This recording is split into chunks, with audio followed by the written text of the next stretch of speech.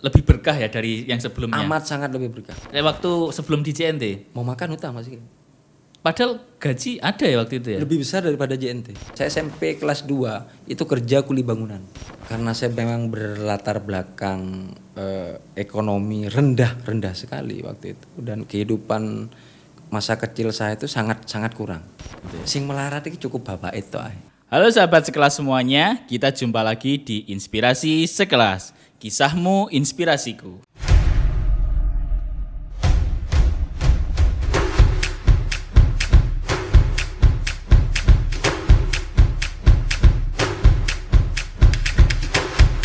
Sahabat sekelas semuanya, hari ini ada yang berbeda dari episode-episode yang sebelumnya. Ketika episode-episode yang sebelumnya selalu bersama Pak Denny Lim. Hari ini, meskipun Pak Denny Lim tidak bersama kita, tetapi kita tetap melanjutkan memberikan inspirasi untuk sahabat sekelas semuanya. Dengan bintang tamu yang tidak kalah inspiratif. Hari ini kita pembicara atau narasumber kita pada pagi hari ini adalah yang berlatar belakang dulunya adalah seorang sprinter. Sprinter dari mana? Berpindah-pindah teman-teman. Ya. Orang ini juga sangat-sangat bisa dibilang multitalenta. Kenapa multitalenta? Karena dia menguasai 3 bahasa loh teman-teman ya. Bahasa apa aja ini ya? Ada bahasa Indonesia tentunya ya. Kemudian nanti juga bisa menguasai bahasa Jawa dan juga ini menguasai bahasa Madura. Kira-kira mungkin teman-teman juga sudah sangat familiar ya, terutama yang daerah timur sana dulu asalnya dan sekarang ada di salah satu luar pulau dari Jawa Timur. Nah, ini dari clue ini pasti teman-teman sudah kenal semuanya. Kita langsung sapa saja dulu narasumber kita pada pagi hari ini. Selamat pagi Pak Habibie. Selamat pagi Pak Sigit. Oke Pak Habibie, sebelum kita ngobrol-ngobrol saya mau bacakan dulu kurikulum vitae dari Pak Habibie. Nama lengkapnya Bapak Habibie Baitullah. Benar. Betul ya, oke. Lahir di Jember 22 Juni 1986. Masih muda, 17 tahun ya? Masih muda. 17 tahun nih, masih sangat belia ini ya. Iya. Oke. Sekarang tinggal di Bangkalan Madura, betul ya? Madura. Betul, oke. S1 Hukum. Wah, ngeri-ngeri sedap. Advokat ini temannya Hotman Paris nih. Insya Allah. Adik kelas ya kayaknya. Adik kelas. Oke. Saudaranya ada 2 ya, anak terakhir, berarti anak kedua ya, iya. Anak kedua. Aslinya 3, kakak saya meninggal di umur 21 tahun. Oh, oke gitu. Menikah 1 istri 3 anak, betul ya? 3 istri 3 anak. 3 istri 3 anak. Oke, 3 nanti anak. aja nanti kita bahas itu ya. Kita bahas itu. Hobi karate dan futsal. Wah, cowok banget ini ya. Join di JNT mulai 2 November 2015, legend. Dan sekarang baru saja dipromosikan menjadi junior RM. Tepuk tangan. Selamat ya Pak Habibie ya. Sama-sama Mas Sigit. Oke. Pak Habibie sehat ya? Sehat. Soalnya tadi baru perjalanan dari luar pulau kayaknya. Sehat. Aman ya Madura ya? Aman, kondusif. Oke, kita langsung mulai aja perbincangan kita pada pagi hari ini Pak Habibie ya. Oke. Kalau dilihat dari NIK-nya ini kan Pak Habibie ini termasuk karyawan yang sangat legend nih ya. Mulai dari 2015 bisa juga dibilang ini adalah karyawan, kalau Pak Denny bilang di episode sebelumnya itu adalah karyawan babat alas teman-teman semuanya ya. Yang hingga saat ini tuh masih bertahan di JNT Express. Nah, ini gimana sih rasanya bekerja kurang lebih sudah 5 tahun di JNT Express ini Pak Habibie? Yang saya rasakan selama 5 tahun bekerja di JNT Express itu yang pertama adalah ketenangan. Ketenangan baik secara jiwa saya yang tenang dan kehidupan saya yang lebih tenang daripada kehidupan yang sebelumnya kayak gitu. Wow. Terus yang kedua itu nyaman. Saya sangat nyaman berada di keluarga besar JNT Express ini. Karena selain saya mendapatkan ilmu lebih di sini, ilmu baru, tapi rasa peduli dari manajemen itu yang rasanya bukan menganggap saya sebagai karyawan, tapi memperlakukan saya seperti pemilik perusahaan sendiri. Saya juga dipacu untuk berpikir, dipacu untuk berkembang, di satu sisi juga dirangkul oleh manajemen. Kayak gitu. Itu yang membuat saya betah di JNT. Oke, Pak Habibie. Tadi kan Pak Habibie menyampaikan di prolog awal, cerita awal tadi, menyampaikan kalau sebelumnya itu pekerjaannya kayak nggak tenang, nggak aman gitu loh. Kalau boleh tahu sebelumnya itu Pak Habibie itu kerjanya di mana sih? Sebelumnya saya bekerja di pembiayaan atau lebih kerennya sekarang leasing. Kredit gitu ya Pak ya. Gimana gitu? Ada mungkin cerita yang membekas sampai sekarang sampai akhirnya memutuskan untuk berhenti dari pekerjaan sebelumnya?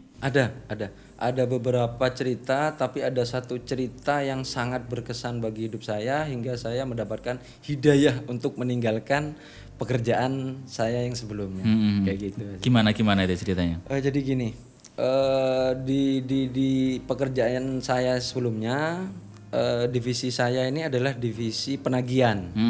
Divisi penagihan.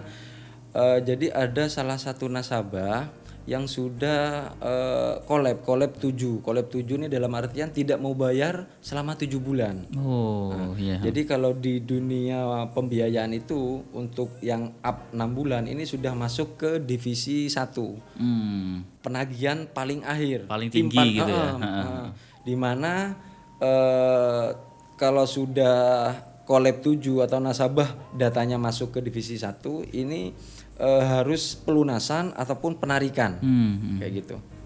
Jadi pernah dulu saya menagih salah satu nasabah, singkat cerita itu nasabahnya ini meninggal Pak Sigit. Gimana itu? Jadi gini, dulu ada data sebutlah mawar ini datanya masuk ke divisi saya, di mana sudah nggak mau bayar selama 7 bulan, sedangkan bunga dan tagihan kan terus berjalan. Dan otomatis itu kalau nggak closing, divisi saya juga dianggap gagal. Dan saya bisa nggak insentifan juga waktu itu. Jadi saya pelajari datanya, langsung koordinasi dengan tim, saya menuju ke rumah nasabah ini. Pas nyampe di rumah nasabah ini, unit yang dijaminkan di tempat saya ini ada. Wah ini pas, menurut saya dan tim itu wah pas nih, ini rezeki nih. Jadi pikiran saya pas di tempat itu hanya ada 2, ini mau dilunasi atau jaminan yang kita tarik, kayak gitu. Semua berkas-berkas sudah saya siapkan, fidusia, BASTK dan sebagainya sudah saya siapkan semua. Karena memang kemungkinan besar kita harus melakukan penarikan unit. Karena kalau memang ini nasabah ada itikat baik, nggak mungkin dong sampai 7 bulan nggak bayar. Logika saya seperti itu. Akhirnya saya masuk, singkat cerita saya masuk ke rumahnya, ngobrol panjang lebar, intinya si nasabah ini belum bisa membayar tagihannya selama 7 bulan ini karena kemarin pernah kena musibah, keluarganya ada yang sakit. Kayak gitu. Saya tanya siapa yang sakit, suaminya. Akhirnya minta keringanan. Oke, kita kasih keringanan Ibu. Keringanan dalam artian apa? Kalau Ibu bisa pelunasan, kita kasih PH-nya aja, pokok hutangnya saja. Jadi denda keterlambatan sama bunga yang ada bisa kita ajukan penghapusan kayak gitu. Cuma tetap kekeh, intinya nggak mau bayar. Akhirnya alternatif kedua kita tawarkan untuk melakukan penarikan, di mana untuk dilakukan penarikannya itu nanti unit kita lelang.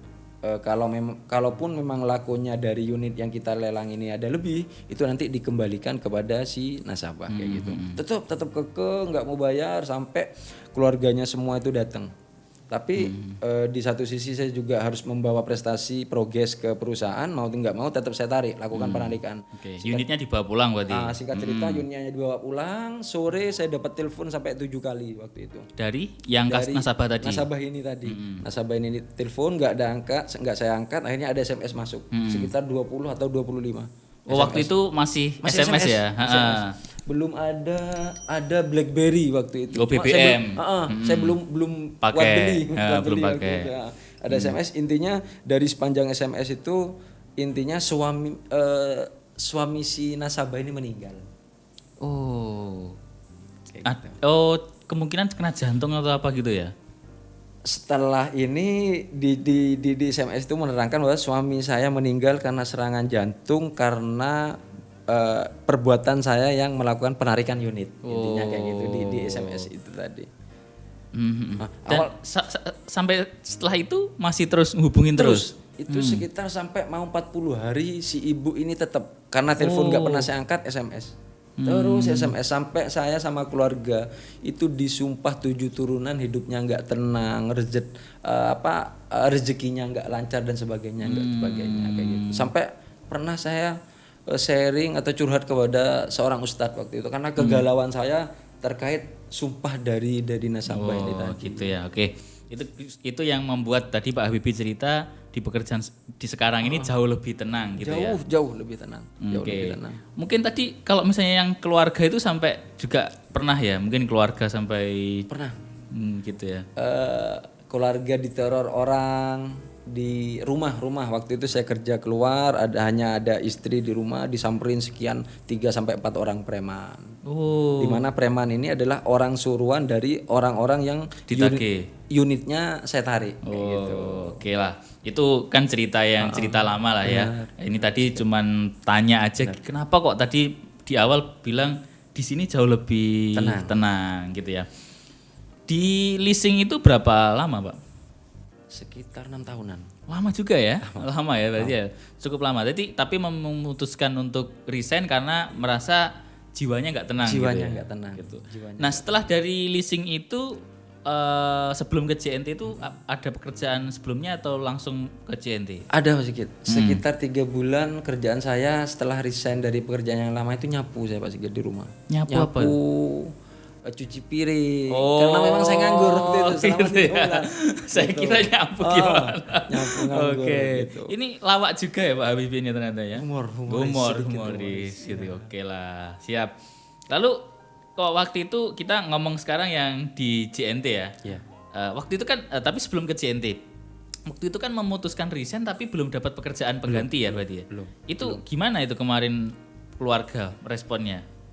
Memang sudah diizinkan untuk keluar atau kenapa nggak Pak Habibie mikir cari kerja dulu lah sebelum keluar gitu? Waktu itu memang keputusan nih mungkin bisa dikatakan sepihak ya, keegoisan seorang laki-laki mungkin. Waktu itu saya memang nggak koordinasi sama orang tua ataupun istri. Saya memutuskan saya harus resign daripada saya menanggung dosa besar seperti ini. Beban gitu ya. Sebenarnya bukan dosa sih, lebih ke beban gitu ya. Beban. Ya, sampai ujung-ujungnya selama 3 bulan istri saya merasakan keegoisan saya ini tadi, resign sebelum menemukan pengganti kerjaan yang baru, kayak gitu. Terus ketemu JNT itu gimana ceritanya? Itu setelah 3 bulan nganggur. Setelah 3 bulan nganggur. Terus? Saya pernah punya teman sahabat SMP, sahabat SMP pernah satu pekerjaan juga sama yang bersangkutnya. Akhirnya ditawarin. Ini ada satu perusahaan baru, namanya JNT, tapi nggak tahu bergerak di bidang apa ini, kayak gitu. Berarti nggak tahu di bidang apa? Nggak tahu sama sekali. Tapi karena waktu itu butuh banget saya. Dan yang saya tanya sama teman ini pembiayaan atau enggak? Itu aja. Oh, trauma. Oke. Enggak, ini nggak ada sangkut pautnya dengan Bang. Oke, saya masuk. Oke. Gitu. Padahal nggak tahu ini sebelumnya JNT ini apa. Bergerak di bidang apa saya nggak paham. Lalu gimana itu kisah awal waktu masuk itu? Akhirnya saya masukin lamaran, dipanggil, terus ditawarin, dijelaskan juga bahwasanya ini nanti bergerak di bidang jasa khususnya ekspedisi pengiriman barang. Gimana, ada minat atau enggak? Saya tanpa mikir saya siap, saya langsung jawab siap. Karena waktu itu memang tolak ukur saya yang penting bukan keuangan di perusahaan. Dan posisinya waktu itu nganggur juga. Itu posisi apa awal? Sprinter ya? Iya sprinter. Sprinter awal-awal, terus dapat sekian bulan diangkat jadi korlap. Kalau sekarang mungkin korlap ini sebutannya SPV. Karena dulu itu SPV ini adalah RM waktu itu. Oh gitu ya. Karena waktu Pak Habibie masuk itu JNT masih strukturalnya belum ada sama sekali. Belum ada. Struktural aturan tuh belum ada. Sampai standar kantor tuh belum ada. Karena pokoknya buka dulu lah ya. Intinya buka dulu kayak gitu. Tapi waktu masuk dulu itu punya ekspektasi enggak ketika saya kerja di JNT nanti apa gitu atau gimana dulu? Awal saya nggak ada, ngalir aja saya awal. Pokoknya yang penting nggak nganggur dulu gitu lah ya. Yang penting nggak nganggur dulu, ngalir aja saya awal. Terus ketika masuk tadi kan resign dari pekerjaan lama karena merasa tidak nyaman, tidak aman. Tapi ketika masuk di perusahaan ini juga bisa dibilang waktu itu awal-awal juga masih perusahaan baru, belum apa namanya secara belum bisa dibilang kayak kantor beneran lah gitu loh. Itu gimana waktu itu? Apa nggak merasa ragu juga? Ragu ada Pak Sigit. Cuma waktu itu karena kebiasaan saya ini orangnya kan kepo Pak Sigit. Setiap kerja itu pasti yang pertama saya cari siapa pemilik perusahaan ini. Saya cari-cari, ternyata menemukanlah pemilik dari perusahaan ini. Dan waktu itu salah satu perusahaannya juga berkembang pesat waktu itu kan. Jadi wah ini peluang bagus bagi saya. Peluang bagus, sangat bagus, nggak mungkin lah. Karena untuk perusahaan baru juga saya bekerja di perusahaan yang sebelumnya juga baru juga, babat juga saya hitungannya. Jadi nggak terlalu asing dengan yang namanya perusahaan baru. Ketika Pak Habibie join di JNT, gimana dulu sistem waktu kerjanya atau apa? Waktunya itu pasti kan masih perusahaan baru kan belum terkontrol gitu. Gimana waktu itu? Awal-awal itu dari GM saya dulu, GM yang awal itu intinya kamu promoin, kenalin JNT. Jadi kerjanya itu nggak ngerti harus ngapain sih kita ini. Gitu. Akhirnya saya sama teman-teman ini akhirnya yang ada tiap hari itu ngopi dari warung satu ke warung satu, terus setiap harinya seperti itu sampai mungkin 1 bulanan. Intinya ngopi, naruh stiker dulu, naruh brosur, jelasin kita ada ekspedisi baru Bu, namanya JNT kayak gitu. Itu ya. Kalau misalnya waktu awal-awal itu nggak habis waktunya di JNT, katanya sampai malam apa gitu juga. Kalau awal-awal itu memang jujur masuk tanggal 1 kalau kita anggap tanggal sedikit. Masuk tanggal 1, pulang tanggal 2. Ini gimana nih maksudnya? Lewat jam gitu ya? Iya. Lewat jam, lewat tanggal ini. Masuk tanggal 1 jam 8. Pulang setiap hari itu saya tanggal 2 sekitar jam 2 atau jam 3. Setiap hari. Berarti bisa dibilang kayak udah nggak pulang ya? Nggak pulang. Malah lucunya lagi saya pernah pulang ke rumah itu digerebek sama warga. Kenapa? Karena di satu sisi warga nggak pernah ngelihat saya ada di rumah, taunya warga ini hanya ada istri saya di rumah, dan tiba-tiba saya datang dini hari, saya digerebek, dikira istri saya memasukkan pria lain. Padahal saya yang pulang, kayak gitu. Ini menarik sih gitu. Ini ya, gara-gara pulangnya dini hari gitu ya. Tapi itu kenapa kok sampai pulang sampai dini hari? Karena waktu itu kan perintah dari pimpinan nih. Jualan hari ini itu resinya masih nulis itu manual. Di input manual juga. Jadi jualan hari ini itu harus terinput di sistem hari ini juga. Oh, gitu. Kayak gitu. Nah, terus kalau istri tanggapannya gimana ini? Kalau misalnya pulangnya sampai kayak gitu. Sempat istri ini meminta hampir gagal lagi rumah tangga saya dulu. Gara-gara jam kerja yang over ini. Ini istri yang sekarang ini ya? Istri yang sekarang, yang terakhir, Pernah sempat udahlah, kamu cari kerja lain aja. Saya nggak butuh kamu uang banyak, aku nggak butuh kemapanan atau gimana, yang aku butuh sosok kamu di rumah ini kayak gitu. Saya benar-benar nggak ada waktu memang waktu itu, benar-benar nggak punya waktu untuk istri. Katanya juga waktu itu kondisinya pas hamil tuh. Hamil sekitar 7 sampai 8 bulan waktu itu. Ditinggal sampai dini hari kayak gitu. Ditinggal. Sendirian. Di rumah yang memang lingkungannya bukan lingkungan saya, bukan lingkungan istri waktu itu. Di tempat pendatang lah istilahnya saya kayak gitu. Oh iya, meskipun ya tetap di area sekitar Jember ya. Kayak gitu. Terus itu posisinya hamil tua. Waktu lahiran Pak Habibie jangan nggak nemenin? Waktu lahiran itu, nih unik juga nih. Gimana? Pas lahiran itu saya dikabari ketika istri saya sudah dibius karena sesar. Istri ini sesar, pinggulnya sempit. Berarti sesar. Waktu ke rumah sakit itu udah nggak tahu? Saya nggak ngerti. Saya nggak ngerti. Di kantor. Di kantor saya kerja seperti biasa aja. Luar biasa. Bekerja seperti biasa. Ternyata, Itu emang nggak tahu atau gimana sih waktu itu? malam itu memang istri pernah Ngomong. sakit perut. Tapi Cuma, mungkin biasa, dianggap biasa. Sakit hilang. Jadi saya anggap wajar sampai pagi kok nggak ada apa-apa. Tinggal ke kantor. Tinggal kantor seperti biasa melakukan aktivitas seperti itu biasa. Sampai kantor mungkin sekitar 30 sampai 60 menit ditelepon sama bapak sama orang tua ini bahwasanya istri saya sekarang ada di ruang operasi. Saya kaget, loh kenapa istriku? Enggak ini istrimu sudah mau lahiran aja berangkat saya. Berangkat nungguin jepret habis sesar keluar si bayi saya adanin bla bla bla balik lagi saya ke kantor.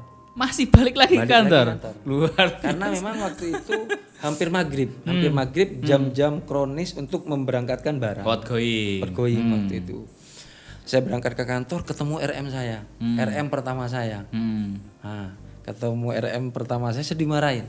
Kenapa? Karena RM saya dengar kabar dari teman-teman bahwasanya istri saya melahirkan. Tapi kamu kok di suaminya kantor. ada di kantor. Kayak gitu, dimarahin sampai saya kamu mau pulang atau saya SP kalau tetap di kantor. Oh iya.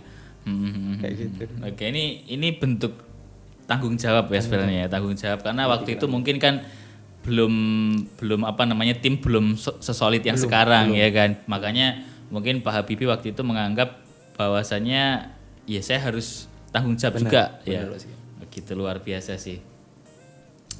Tapi kalau sekarang gimana tanggapan istri ketika yang sekarang? Kalau sekarang dengan berjalannya 5 tahun di JNT namanya juga rumah tangga Pak Sigit ya.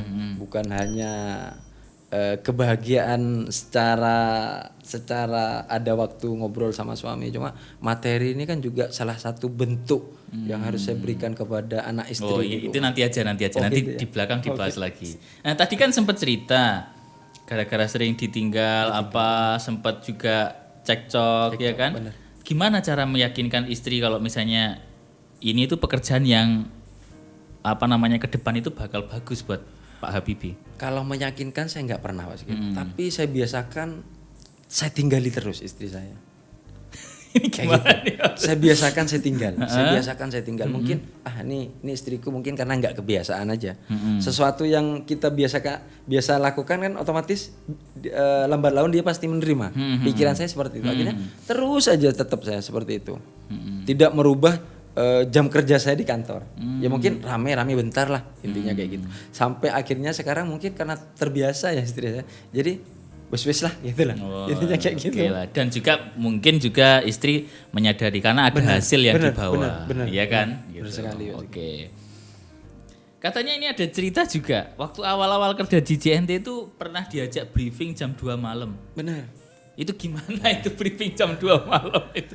Itu sholat tahajud apa briefing itu ya? Waktu itu kan Tapal Kuda Jember ini waktu itu masih belum di bawah naungan KNA.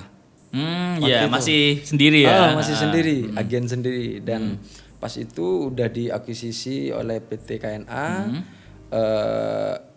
Bos agent ini telepon mungkin ke RM saya dan RM saya memberi komando itu sekitar jam 1 kurang di grup itu semua SPV regional Jember wajib kumpul di office 1:30. 1:30 dini hari. Nggak ngomong tapi RM saya nih mau ada meeting. Tapi itu posisi masih di kantor atau kebanyakan sudah di rumah. Malah saya baru masukin motor ke rumah. Oh berarti sudah sampai rumah? Sudah nyampe Balik rumah. lagi? Balik lagi. Ternyata bos agent datang sama Pak Denny waktu itu. Ada Pak Denny, ada beberapa teman lah, beberapa teman yang lain kayak gitu. Itu mengumumkan bahwasanya kedepannya kita bakal jadi satu naungan di bawah naungan PT KNA ini tadi. Oh gitu ya. Jadi ekstrim juga ya? Ekstrim, cuma aneh sih meeting dini hari soalnya. Oh gitu ya. Dini hari. Tapi jadi pengalaman yang tak terlupakan. Sangat tak terlupakan. Nah, ini kita masuk ke salah satu prestasi juga ini ya. Dari cerita-ceritanya ini katanya dulu Jember 1 waktu dipegang Pak Habibie itu di awal-awal 2016 itu sudah bisa tembus 300 AWB ya yang reguler PPK seperti itu ya di tahun 2016. Itu gimana dulu caranya, susahnya juga untuk babat alas di Jember. Ya, mohon maaf ini mungkin kan kalau beda ya sama Surabaya apa kan yang kota besar itu kan berbeda cara pendekatannya. Gimana waktu itu Pak Habibie? Mungkin kalau caranya cara-cara lama sih, cara-cara sederhana. Mungkin susahnya itu lebih ke waktu. Banyak kalau pengen hasil besar, ya kita harus memberikan umpan yang besar kayak gitu. Jadi jam kerja yang harus kita lebihkan. Kalau strateginya sih mungkin setiap karyawan itu saya wajibkan bukan saya suruh, saya wajibkan ada banner JNT di situ. Itu yang pertama. Yang kedua, saya main diskon AWB sebelum perusahaan ini ngasih diskon. Jadi saya gimana itu? Saya bikin sistem ke customer nih, tiap resi itu saya kasih Rp500. Nah itu 500-nya ambilnya dari mana? Ngambilnya dari insentif Pak Sigit. Oh berarti uang pribadi? Pribadi, sangat pribadi. Termasuk saya bikin banner itu uang pribadi masing-masing. Oh kayak gitu. Ya ini salah satu yang bisa dibilang kenapa kok JNT itu bisa sebesar yang sekarang ini, karena dulu ketika awal-awal itu banyak orang yang benar-benar memperjuangkan itu semuanya. Jadi mungkin ketika sekarang ini sudah seperti yang ini, kita juga harus meningkatkan etos kerja kita. Benar gitu ya Pak Habibie ya. Oke. Ini menariknya ini kan Pak Habibie ini juga bisa dibilang orang yang mungkin ketika dulu kita ngomong di Jember sudah nyaman-nyaman aja lah ya. Nyaman, emang asli sana juga ya kan, asli sana juga. Tapi berani menerima tantangan challenge untuk keluar pulau. Ini kan Jember ini kan kalau saya bilang masih Pulau Jawa ya. Gimana waktu itu untuk bisa menerima tantangan untuk keluar pulau. Itu gimana? Ke Madura lah kita sebut ya gitu. Gimana itu? Jadi yang pertama itu saya mengingat umur Pak Sigit. Gimana ini? Masih muda kan, 17 tahun kan kayaknya. Dengan adanya umur yang masih muda nih, saya nggak boleh membuang-buang peluang dan kesempatan yang ditawarkan oleh pimpinan kayak gitu. Yang saya tanyakan itu cuma waktu itu saya jadi apa di sana? Jadi karyawan gitu aja. Jawabannya orang yang nawarin jadi karyawan. Kira-kira saya mau dipecat nggak sih? Kenapa? Soalnya saya nggak ada kabar, nggak ada apa, tiba-tiba saya ditawari untuk mutasi. Pikiran saya gagal di Jember. Wah ini salah satu bentuk manajemen untuk mecat saya ini. Pikiran saya seperti itu awal Pak. Awalnya seperti itu. Akhirnya saya berbicara sama istri. Oke, katanya istri, bismillah aja berangkat.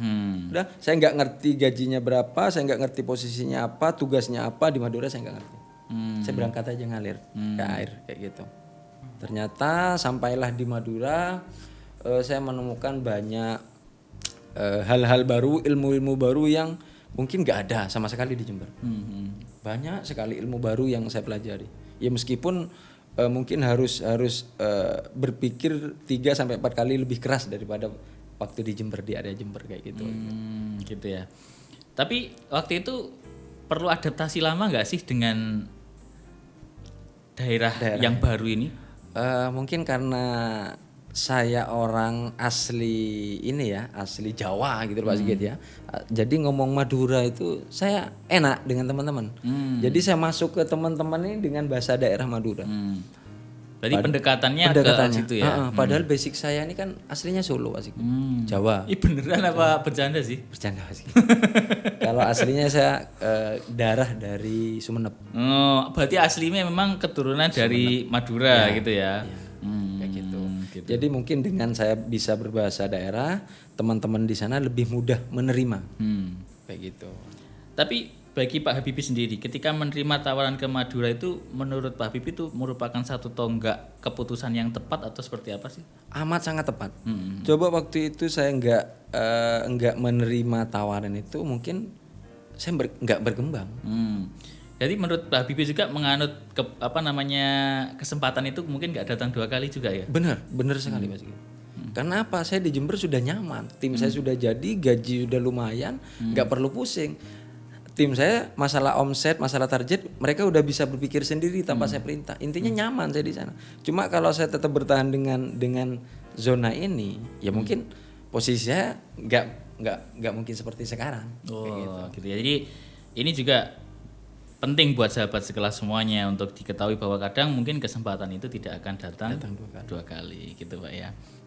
Tapi ini istri ditinggal lagi atau dibawa ke Madura? 1 bulan pertama saya tinggal. Saya pulang itu 1 minggu sekali.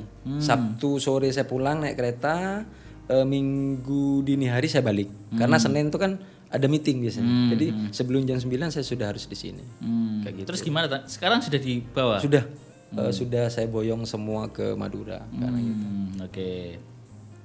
Ini kan juga ada satu prestasi juga nih ya.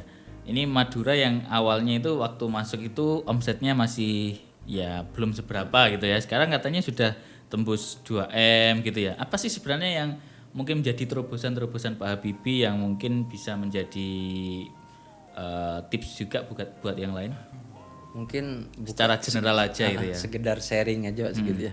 Kalau tips ini mungkin kayak yang gimana ya. Mungkin saya berusaha menjadi seorang pimpinan itu yang nggak dekat secara struktural, tapi lebih dari hati ke hati. Itu yang pertama. Yang kedua, transparansi. Entah itu masalah apapun semua. Kebijakan dari apa ya, mungkin ada beberapa kebijakan yang memang harus kita filter, cuma sebagian besar memang terutama masalah hak ya, masalah hak karyawan. Itu kita wajib transparansi. Berarti transparansi yang pertama. Benar. Terus gimana ini untuk membuat tim menjadi solid itu, kalau dari Pak Habibie sendiri itu gimana sih? Solid ini yang pertama karena memang mungkin kebiasaan saya mendekati secara hati ya, dari hati ke hati. Saya jelaskan, ini loh bekerja yang benar itu seperti ini. Kalau kamu bekerja yang benar, hakmu itu pasti segini. Berarti lebih ke komunikasi ya, komunikasi. Pak Sigit. Ini kan area Madura ini meskipun satu pulau aja, kita ngomong aja ya, tapi kan luas sekali. Kalau Pak Habibie itu gimana caranya untuk biar bisa ketemu sama mereka-mereka langsung? Saya biasakan diri itu rugi dulu. Kalau mau sukses jadi pimpinan, kalau mau sukses pengen punya tim yang solid dan sebagainya, kita harus berani rugi. Dalam artian apa? Rugi waktu, rugi tenaga, ya kadang rugi uang. Jadi seminggu itu saya pastikan saya 1-2 kali visit Ke DPDP. ke DPDP. Ke DPDP. Itu wajib. Tiap minggu ya, Tiap sampai minggu, sekarang. Sampai sekarang. Nah, kebanyakan yang terjadi kan awal-awalnya saja. Tapi saya nggak mau. Ini harus saya jalankan dengan penuh tanggung jawab, dengan Gimana kan pasti ada males, kadang itu pasti ada kan. ada, pasti. Tapi apa yang membuat itu biar tetap konsisten ini? Yang pertama itu yang membuat saya konsisten dengan adanya komunikasi saya yang dekat sama karyawan. Ini salah satu jalan yang merubah omset Madura jadi sampai seperti sekarang. Berarti kan hasilnya itu udah nampak. Oke, gitu ya. Sangat luar biasa sekali, sangat menginspirasi ya Pak. Gimana loyalitas dalam bekerja. Nah, tapi ada satu lagi yang saya pengen saya tanyakan ini. Kalau misalnya secara waktu pasti sudah banyak habis untuk pekerjaannya. Kalau sama anak-anak gimana ini cara membagi waktunya juga? Video call atau apa? Tapi deket kan sama anak ya? Tapi? Sangat dekat. Gimana itu untuk membangun kedekatan sama anak, membagi waktunya ya? Yang pertama itu memang video call pasti saya. Sehari bisa 3-4 kali. Oh, karena itu ya. secara ketemu langsung kan nggak bisa. Jadi saya usahakan video call. Sesibuk apapun saya pasti saya video Kalau yang call. sekarang usia berapa anaknya? 4 tahun. 3 ya berarti kan? 3. Anaknya? Nah, satu usia? Yang satu SMP kelas 3 sekarang. Oh, SMA. SMP kelas 3. Yang kedua SD kelas 5. Yang terakhir ini TK 0 kecil. Ini tiga-tiganya deket-deket semua? Deket semua. Deket semua. Jadi hampir tiap hari video call gitu ya? Karena saya memang merasa saya penuh dosa dengan anak. Saya nggak bisa ada waktu buat anak kayak gitu. Tapi mungkin sesekali ngeluangin waktu ya untuk benar-benar quality time Ya gitu. mungkin 1 bulan bisa dikatakan 1 kali aja. Tapi mereka mengerti ya tentang mengerti karena pekerjaan. memang dibantu dijelaskan oleh bundanya juga. Oh gitu. Oke. Ya, apakah anak itu juga menjadi salah satu alasan motivasi Pak Habibie untuk katakanlah saya bisa katakan kerja keras selama ini juga, mulai dari yang di sebelumnya sampai yang di JNT ini, apakah itu menjadi motivasinya? Kalau saya begini Mas Git, karena saya memang berlatar belakang ekonomi rendah sekali waktu itu, dan kehidupan masa kecil saya itu sangat kurang. Jadi saya di benak saya ini saya kepengen saya punya garis keturunan orang-orang kaya dari anak saya. Oh gitu ya. Sing melarat iki cukup bapak itu ae. Hmm. Mending saya capek pikiran, capek tenaga, tapi anak saya minimal tidak merasakan apa yang saya rasakan dulu. Karena zaman sekarang ya mungkin Emang ini kalau boleh flashback dulu itu gimana sih menurut ya apa namanya yang bisa dibilang Pak Habibie tadi jangan sampai kayak bapak, emang bapaknya dulu seperti apa sih? bapaknya ini jajan nggak pernah jajan Mas gitu. Karena memang faktor ekonomi keluarga yang memang saya benar-benar nggak punya apa-apa waktu itu. Kalau saya pengen beli-beli ya saya harus kerja. Saya SMP kelas 2 itu kerja kuli bangunan. Kerja kuli bangunan karena waktu itu saya pengen beli yang namanya mobil-mobilan apa ya namanya lupa saya. Yang pakai baterai itu waktu itu. Oh, Karena Tamiya. Karena waktu itu memang teman-teman seumuran saya punya semua dan itu dibelikan sama orang tuanya. Kayak gitu. Ya, Dan jadi itu berlanjut terus. Kalau saya pengen apa ya saya harus bekerja. Saya harus bekerja kayak gitu. berarti waktu itu ketika pengen beli sesuatu harus kerja dulu sendiri. Bekerja sendiri. Itu yang membuat Pak Habibie sekarang ini menganggap anak saya nggak boleh. Nggak boleh. Dalam artian bukan berarti saya Memanjakan. ya, bukan. Saya menabung untuk masa depan anak saya sekolahnya minimal. Kalau saya dulu sekolah itu putus nyambung. Saya SMP 4 kali pindah sekolah. Pindah sekolah karena terbentur dengan kerja itu tadi. Oh, karena di samping kerja. Tapi kan tadi juga cerita apa? Secara S1 itu gimana iya. itu cerita? Saya S1 pagi kerja sampai jam 3 sore, jam 4 saya kuliah sampai jam 8 malam. Selama 4 tahun. Berarti kuliah itu juga cari biaya sendiri. Biaya sendiri saya. Oh, oke. Berarti benar ya, memang anak menjadi salah satu motivasi terbesar ya. Terbesar. Lalu ini kan kita ngomong hasil kerja di JNT. Ini sudah menghasilkan apa aja kalau mungkin boleh sharing atau apa kan? Ini sudah tahun ke-5 juga ya. Tahun ke-5. Yang nampak aja Mas gitu ya. Kalau yang nggak nampak banyak banget soalnya Mas. Mungkin saya dapat rumah, mobil, apalagi ya. Dan banyak lagi sih. Dan lebih berkah ya dari yang sebelumnya. Amat sangat lebih berkah. Sangat lebih berkah. Karena kan kita pun juga kalau misalnya merasakan ya, kalau misalnya oh ini penghasilan saya ini kok tapi kok merasa apa, tapi kalau di sini mungkin merasanya lebih ya dan tenang gitu kan ya. Ajaibnya lagi saya nggak punya utang. Oh. Ya mungkin ada. Kalau yang di sebelum-sebelumnya, waktu sebelum di JNT. Mau makan utang Mas. Padahal gaji ada ya waktu itu ya. Lebih besar daripada JNT. Tapi itu ya kayak itu gitu aja gitu ya. Bilang gitu aja. Kayak gitu. Oke. Itu yang tadi di awal disebutin sekarang merasa lebih tenang gitu ya. Oke, Pak Habibie. Apa sih mungkin harapan kedepannya Pak Habibie ketika sekarang ini Pak Habibie juga sudah di posisi yang sekarang dan mungkin juga banyak orang yang menganggap posisi yang sekarang ini kan enak sekarang sudah jadi RM padahal kan ada story-nya pernah melewati jadi sprinter juga sampai dini hari kerja tiap hari mungkin sekarang orang ngomong Pak Habibie sekarang udah dapat mobil sudah punya rumah itu enak ya sekarang gitu ya tapi kan kita nggak tahu story-nya dulu lah mungkin Pak Habibie ada pesan-pesan untuk teman-teman yang sekarang ini mungkin masih di di sprinter itu semuanya kan masih berproses. Mungkin gini Mas Sigit ya. Dimanapun kita, posisi apapun kita, kapanpun itu yang namanya totalitas dan tanggung jawab itu terus maksimalkan. Intinya kita jual prestasi. Ketika kita menjual prestasi, jabatan itu pasti datang. Kita nggak perlu nyari pemimpin, tapi pemimpin yang akan mencari kita ketika kita berprestasi. Kayak gitu ya. Karena jadilah manusia itu yang manusia petarung bukan pewaris. Petarung bukan pewaris ini apa artinya? Kita mau dipindah kemana, kita harus membuat hasil baru di situ. Kalau kita hanya menjadi pewaris, kita dimutasi. Contoh saya dari Jember dimutasi ke Madura, ya sudah meneruskan apa yang ada aja. Tapi karena saya memang menganut azas petarung, saya harus membuat perubahan di Madura. Kayak gitu. Oke, luar biasa sekali. Mungkin ini tim Madura juga saat ini menyaksikan podcast kita pada pagi hari ini. Nah, mungkin bisa disampaikan, bisa lihat ke kamera nanti apa sih keinginan Pak Habibie untuk seluruh tim Madura? Silakan. Oke. Selamat pagi tim Plat M ya, kalau saya sebutnya tim Plat M. Harapan saya buat tim Plat M, yakinlah tim Plat M Madura ini bakal lebih berkembang nantinya. Kita bisa berkembang dengan visi dan misi yang sama.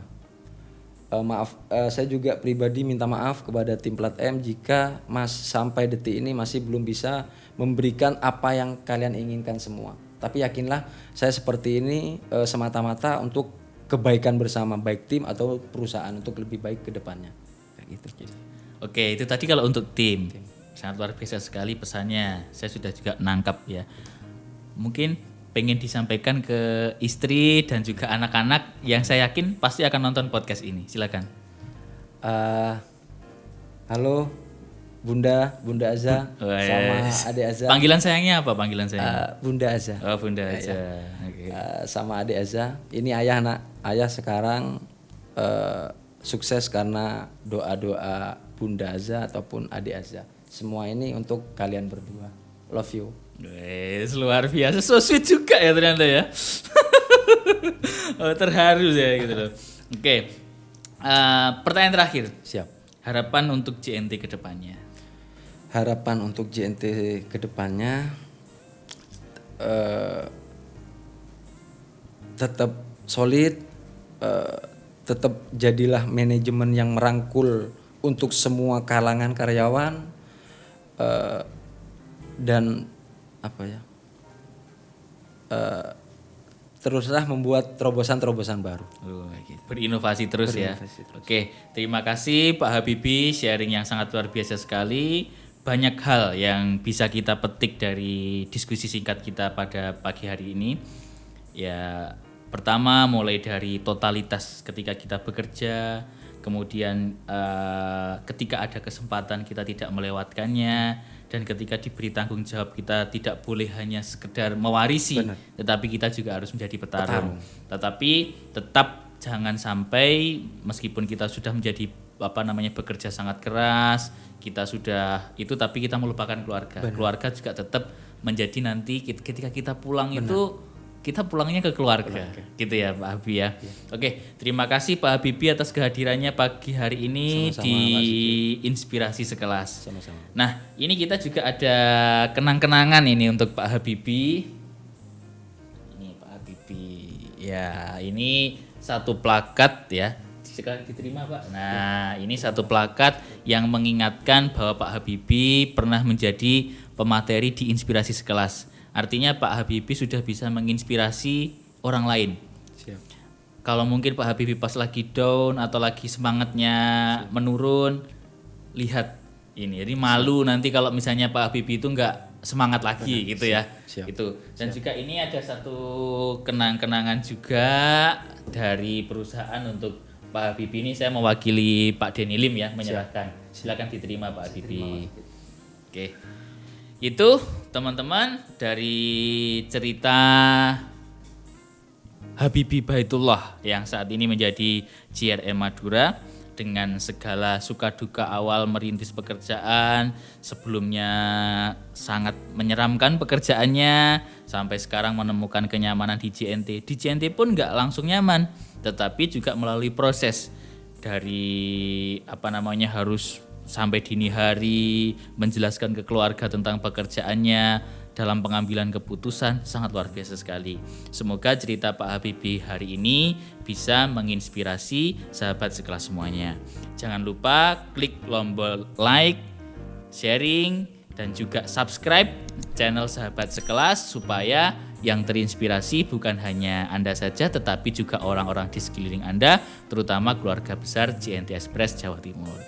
Sekian podcast hari ini, semoga kita semua selalu diberikan keselamatan, kesehatan, dan keberkahan untuk kita semua. Selamat pagi dan sampai jumpa.